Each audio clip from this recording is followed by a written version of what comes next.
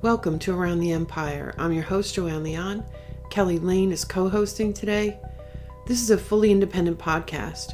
Lend your support patreon.com/aroundtheempire or paypal.me/aroundtheempirepod. Also, please like, share, and subscribe on YouTube. Afshin Rattansi is here today, and we discussed the Biden transition team, the direction that a Biden cabinet would take us in war and foreign policy, Brexit, and the US, UK, and EU relationship, and also the state of affairs in the media. Afshin Rattansi is an award-winning journalist, author, and host of the show Going Underground, which airs 3 times weekly on the RT network.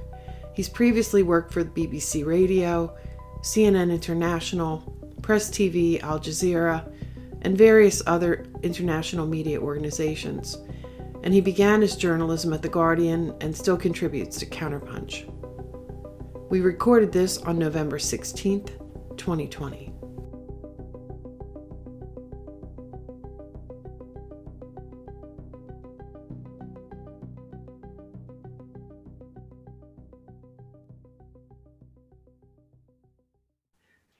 Afshin Rattansi's here, speaking to us from the UK. Thanks so much for coming on the show. It's great to talk with you. Hi, Joanne. Kelly Lane is here, guest hosting. So happy to have her back on again. Thanks again, Kelly, for coming on the show and helping me out with this. Thank you, Joanne. We want to first talk a little bit about Afshin. If you could just take a couple of minutes to just tell us a little bit about yourself. Well, I host Going Underground on RT, but do other journalism as well, though Going Underground is the kind of flagship show from Britain on the RT network.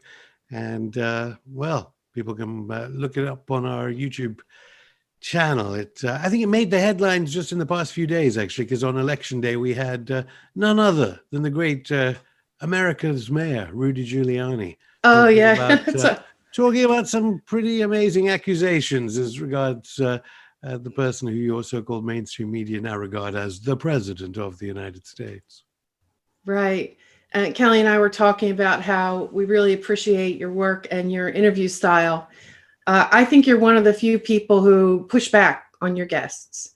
And, in a polite way, of course, not in a hostile way, but in a way that is just really needed. I don't know if the British media is the same, but in America, there's a lot of fanboy, fangirl kind of stuff going on. There's a narrative that's repeated over and over again.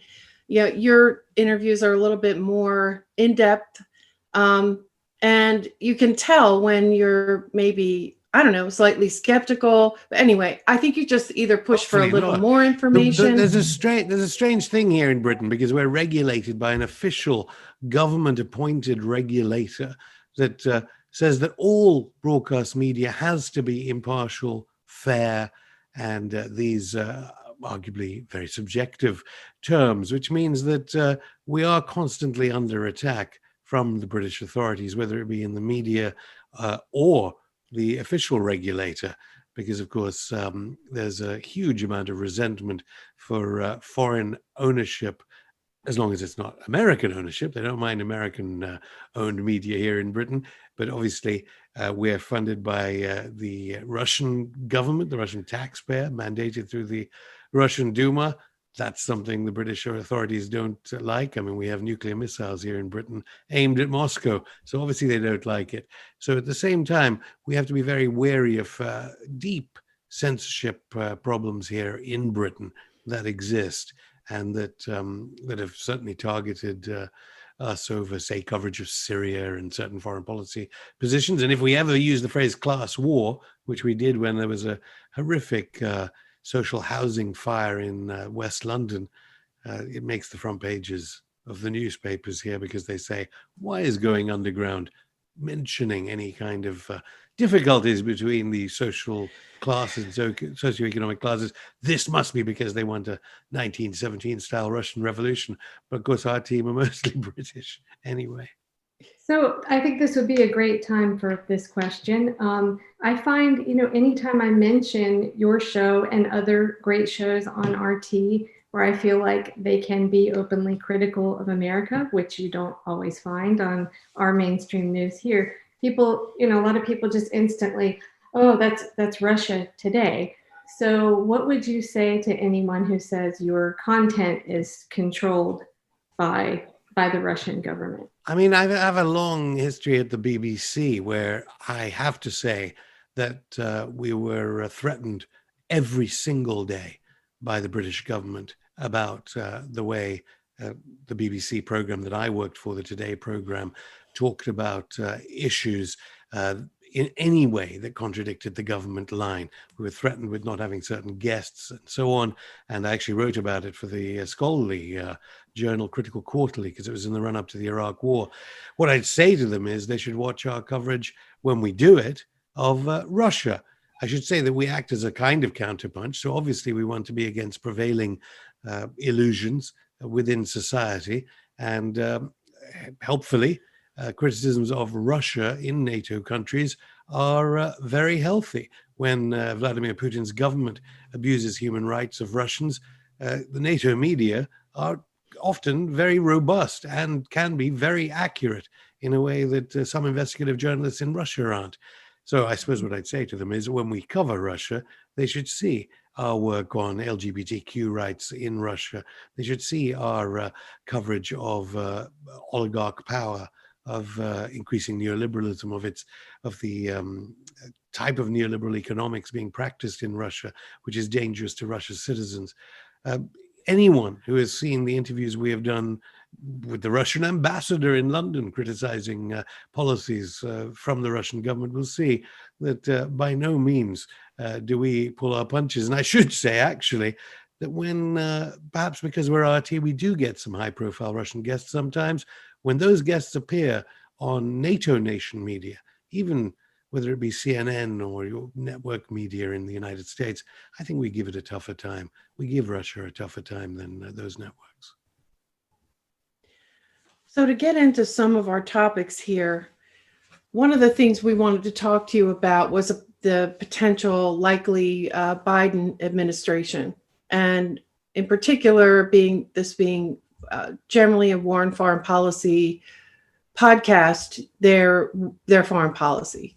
And so we don't know yet who is going to be in the cabinet. We have seen some things with the transition team. There have been some leaks and speculations about Michelle Flournoy and some others, around him, Tony Blinken, some names that we're very familiar with. So I just wanted to, before we get into like what you anticipate, have you heard anything about what's the word? What's the word on who's going to be in Biden's cabinet, or your best guess? I bet Kelly's in the know. That's what I think. I haven't heard. I mean, obviously on Going Underground, we've talked to a fair few of the progressive Democrat side of things, and they are similarly out of the loop. One thing I think we are pretty sure about is that Biden is a man who's been funded by multinational corporations all his political life. He began in Delaware with the DuPont Corporation, funding his early beginnings. DuPont, infamous, of course, for Agent Orange, dropped on Vietnam. There is all this speculation. There are all these names put out.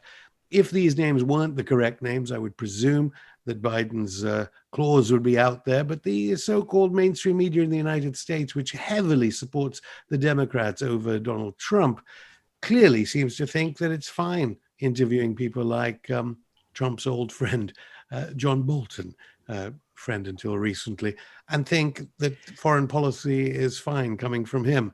The fact that people like Bolton can talk confidently and support a Biden administration, I think, speaks volumes. The amount of money poured in from the weapons companies and the military industrial complex into the Biden coffers means they obviously expect some payback. And in Biden, they have a candidate who has been pro-war since from the death squads of Central America to Panama to Grenada, a Commonwealth country. I'm speaking to you from Britain, although Britain didn't do anything about it, to, of course, the way he packed the Foreign Relations Committee of Congress with pro-war voices to facilitate the Iraq War, which displaced, wounded, and or killed tens of millions of men, women, and children. And I think as much as you can go and look up this information yourself and see who he has on his transition team, a lot of people still seem to be either in the dark about it, or they believe somehow that they're going to be able to push Biden left later, which to me is laughable. But I think that's a lot of the problem is we still in America, most people are woefully uninformed about what the U.S. empire does around the world. I happened to catch you on a program, I believe it was on RT also, as a guest, and you were talking about the terrorist attack in Nice. And my jaw about hit the floor when you just tied it. Like you'd start talking about the U.S., UK, foreign policy and what we do going around destabilizing other countries. And this is the downstream effect. And I think most Americans just still do not see that because the media doesn't cover it. And I think more alarming actually at the moment. I mean, hopefully there must be some recognition of the way that Obama and the Obama-Biden administration funded what would become Al-Qaeda and ISIS-Daesh in Syria. Trump thankfully kind of retreated from trying to further destabilize that region by trying to overthrow President Assad of Syria. But what's been happening in the past few days has been the Horn of Africa. There is violence, tens of thousands of refugees fleeing Ethiopia for Sudan. Why should that be happening suddenly right now, given that Eritrea and Ethiopia on the Horn of Africa, which controls the Bab el-Mandeb Straits, which the global shipping goes through, why has that suddenly happened? Well, some people are already suspecting that Obama, who famously supported the brutal regime of Ethiopia before the present regime of Ethiopia, there are expectations that the Tigray Front, which is a kind of front in parts of Ethiopia, which bombed Eritrea on Saturday night, they're already thinking they can further destabilize Ethiopia and Eritrea in this crucial area where China and the global south are all investing. It's an important area, rich in minerals and in people. Why is that suddenly happening? Could it be a prospective return of old Obama State Department types that are going to create more instability in Africa, as they did so infamously under Obama, who, do we have to remind everyone, destroyed Africa's richest per capita country, Libya, when Gaddafi died. And we have that famous video footage of Hillary Clinton laughing and smiling.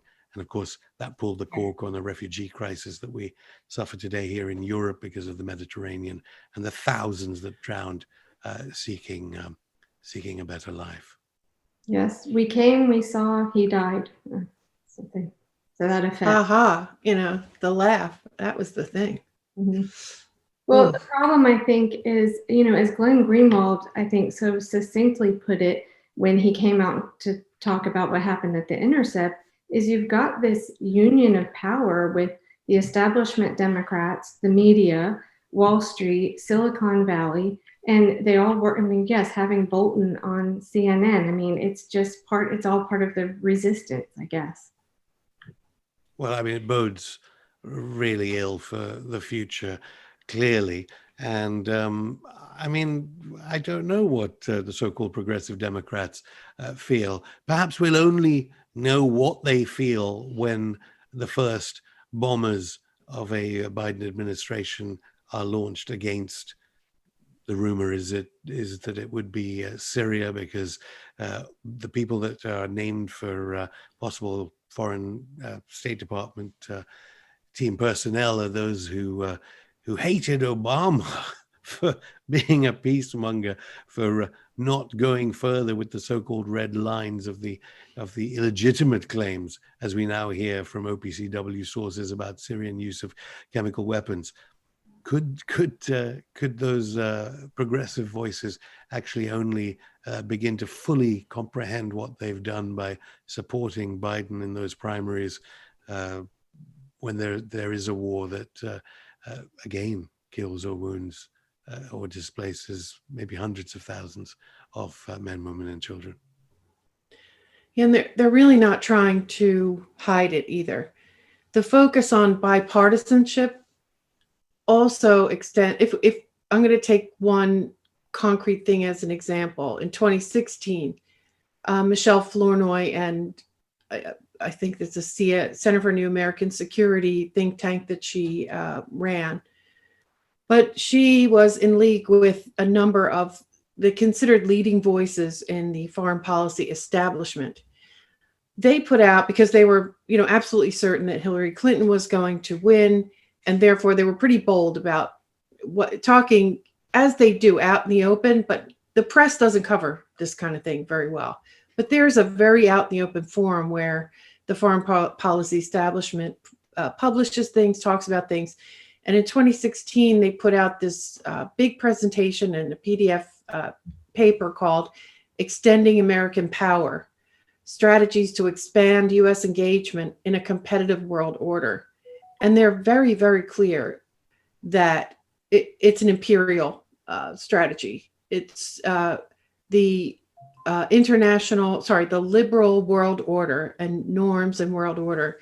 And these are tantamount, and they must be continued. We must remain dominant, and no matter what it takes. I mean, at the end of it, I'll just read you one paragraph here where they say, the task of preserving a world order is both difficult and never ending. Success, when it comes, is rarely permanent, but must be reinforced and built upon. Failures will be frequent, but the right response is not to retreat. Instead, we should learn, retool, prepare, and do a better job with the next challenge. And they just talk about it being hard and sort of never ending. It's amazing how blatant it is. And another thing they stress is that it is bipartisan. And so we have the leading neoconservative and neoliberal voices here. This is their strategy. And I am almost certain, well, most of these people openly supported Biden. And there are rumors that some of them, including Flournoy, will be coming in to his cabinet. I mean, these kinds of people and their adoration of American exceptionalism is slightly different this term than it was back when Obama thought he could destroy Libya. I think there were voices on going underground from Beijing and from Moscow admitting their failure at preventing Obama's destruction of that country. I asked senior people in both places and said, well, why didn't you do more? Is it now not time to return to a more multipolar world? Well, if the kind of people you just mentioned, Joanne, are going to return to the State Department and the Pentagon, along with the massive K Street lobbying of weapons companies, we do live in a slightly more multipolar world, arguably. Will Moscow really just sit back and allow President Biden to make Putin pay, as he said in the run-up to the election, after the years of Trump administration absurd attempts to claim that the American electoral system is so fragile that a couple of Russian Facebook ads, not even directly from the Kremlin, these are presumably Russian accounts from Russian sources, that kind of propaganda, that kind of continuous barrage of anti-Russian and anti-Chinese propaganda. Well, if the state and the Pentagon under Biden think that they can threaten China in the South China Sea with ramping up the base building that was already continuing under Trump, let alone the kind of mass expulsion of diplomats under Trump and the reinforcement of troops on Russia's borders, we're seeing changes in South America, maybe even Brazil now. Venezuela withstood the Trump and Obama attempts to overthrow its government. Maybe things are changing a little when it comes to a multipolar world, and Beijing and Moscow won't just lay back next time Biden and his state and Pentagon friends want to destroy another global South country. Yeah, I mean, their plans for Syria in 2016 will have to be revised. That's for sure, because things have changed. But I mean, they're openly saying the task of preserving a world order is both difficult and never ending. So it's a double down. And along those lines, with the UK, I'm curious. Oh, Kelly, you know what? Before I switch to a different topic, let me just ask you if you've got something on this. Oh, no, I just wanted to, before, I know Afshin doesn't have a lot of time, I have to ask him his thoughts on Assange and what a Biden administration, if you have any thoughts on that, what that's going to look like for him. Well, Joe Biden called Julian Assange famously a high-tech terrorist. He was a great sponsor of the Patriot Act, that Obama administration that prosecuted more whistleblowers than all other U.S. presidents put together. Assange is just down the road from where I am at HMP Belmarsh prison. People are dying there this year. There are reports now of gang violence in the prison in Belmarsh, this high security prison where the UN Special Rapporteur Niels Meltzer claims Julian Assange is being tortured. It is true that Trump went through with the prosecution that Obama didn't, but of course Obama infamously was responsible de facto for the torture of Chelsea Manning, one of the sources for WikiLeaks. Very difficult to say. If you judge Biden by the past, there will be no let up in the persecution of Julian Assange, and there certainly will be more prosecutions of whistleblowers, because Biden has repeatedly said that whistleblowers of Assange's ilk have no right to expose the secrets that they did. So it's a very deeply worrying time for freedom of the press under any administration to do with Joe Biden. It seems that perhaps what stopped Obama was the concern that if they prosecute WikiLeaks for publishing, then they're having to do the same thing with, the so-called reputable media, the New York Times, et cetera. So there's been some confusion. I think Kamala Harris sided with Senator Wyden in saying it was dangerous to call didn't agree with calling WikiLeaks the non-state party, whatever, hostile terrorist organization. But she was very clear. So I think some people thought that maybe, this means she could be a part in shifting something, more favorable towards Assange. But she was very clear in this report. She says, I'm not a supporter of WikiLeaks. I think they did serious harm to the country. She's just concerned about that differentiation between WikiLeaks and real journalism.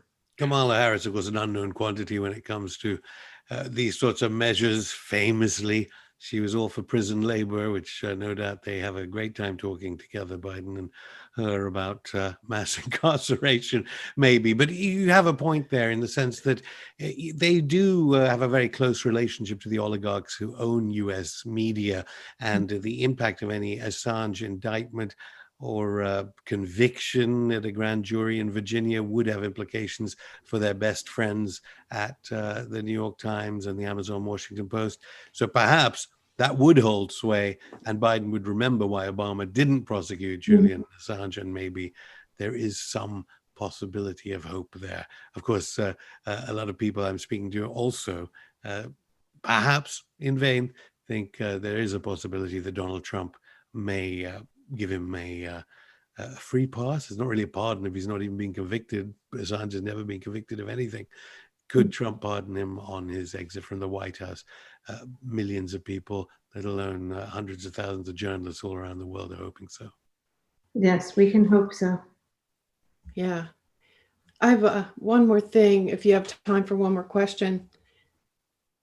I saw a speech from Boris about 2 weeks ago, I think, and along, on the backdrop, on the behind his podium was "Build Back Better," and that is Joe Biden's website is "Build Back Better," and that was his first, I'd say, his main slogan.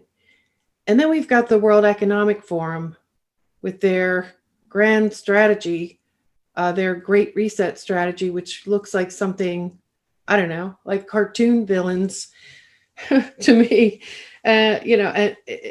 it's hard to believe they're even serious about it. It's such a huge strategy from Klaus Schwab and his team there. So why this the adoption of this slogan? Is it something we should pay attention to? Is it just politics? How significant is that, do you think? Well, Britain is in a unique position right now. Boris Johnson, who just escaped death apparently from coronavirus, is now self-isolating again after having to, under the regulations here, having to self-isolate because of coming into contact with someone with coronavirus. We've got 50,000 dead and counting here. We're the worst hit country in Europe. We have a higher death rate per capita than the United States under Trump's presiding over coronavirus. And we have Brexit coming up, of course. On the left, there were those who hoped of a Lexit, the escaping of Britain from the neoliberal European Union. It seems now the United Kingdom will do everything it can to get a US trade deal, which means Britain, and I know many people accuse it of being a vassal state of the United States, will now do anything a Biden administration tells it to do to get that trade deal, both for electoral success, for the success of the donors to the Conservative Party of Boris Johnson, and to reclaim some kind of dignity as the poor planning and poor strategy after the Brexit vote come to fruition in just days, really. New Year's Eve, lorry parks are already steady and ready to cope with the massive customs duties that may happen. And of course, Biden has come out clearly about against Boris Johnson and his attempts to apparently contravene international law as regards the Good Friday Agreement. Britain arguably will become more of a vassal state of Washington than ever before. Maybe you won't even need a visa anymore. Maybe you don't need a visa. I don't know. Yeah, I mean, the Obama-Biden administration was very vocal and openly against Brexit. I think Obama even went over there and gave a speech right before the referendum vote, which was kind of shocking. In my view, I didn't want my president interfering in some other country's business, you know. But yeah, I thought, where's this slogan coming from, and why are they all adopting the same Maybe slogan? It's the same PR and marketing consultancies that are doing all this work, just as the same big bank consultancy companies are running our responses to coronavirus. Maybe there was a merger we don't know about. What do you feel the general mood is there about Trump presumably leaving the White House? Are people happy? Do they see? I mean, we get bombarded constantly with everything terrible about Trump. Not a whole lot of talk about his policies, but more just identity politics. Do you feel like that's the general consensus there too? Are most people like happy and it's going to be well, you know, ever since you gained independence from us, there's always been a latent anti-Americanism and envy and jealousy on this side of the pond of that country. So the Trump phenomenon fed into that. People did try to explain, some journalists, including myself, tried to explain, surely Trump at least has a level of transparency about the nature of American exceptionalism that we haven't seen before, even if he's just the same as the other side. But that didn't really wash with certainly the liberal elites here, who characterized Trump as a monster, not for the not ever understanding that actually Trump arguably created fewer wars and certainly created chances for peace in the world in a way that was much better than his predecessor, Barack Obama, infamous for those caging of immigrants that he began on the southern states of the United States, and Trump stopped. Yes, absolutely. We've heard so much about this in the media here, but you know, when I've shown people, well, here are pictures of kids in cages. This is under Obama. It's, I don't know, just falls on deaf ears. It's kind of shocking. I can only hope that maybe this level of scrutiny that more people are giving, you know, looking at what our politicians actually do, not what they say, will continue, and maybe there will be enough push to at least. I don't know that I believe it will really push Biden left, but hope to elect people that actually do what they say they're going to do, maybe in the future. With journalists like you, Afshin, and thank you, because really it's every time you journalists speak out the truth freely, I think it encourages others to do the same. And so I think as dismal as it has seemed with our mainstream corporate backed media, it is refreshing to see people like you and Glenn Greenwald and Matt Taibbi. And I mean, probably like I can count on both hands, but you guys have powerful voices, and a lot of America is listening. So Thank you. Thank you. Your show is fantastic, and just keep it up. Thank you so much for taking the time with us today. I know you have a very busy schedule. Thank you. Thank you. I think Julian said, was it Julian who said courage is contagious? I hope so. Yeah. Thanks for listening. Special thanks to Afshin Rattansi. Follow him on Twitter at Afshin Rattansi, AFSHIN RATTANSI. Also find his show Going Underground on RT. This podcast is independent media, so listener support's really important. Patreon.com/AroundTheEmpire, PayPal.me/AroundTheEmpirePod. You can find the podcast on any mobile podcast app, on the website AroundTheEmpire.com, on Patreon, and on YouTube. And if you listen on YouTube, don't forget to like, share, and subscribe. Follow on Twitter at Around the Empire, and we'll see you next time. Take good care, everybody.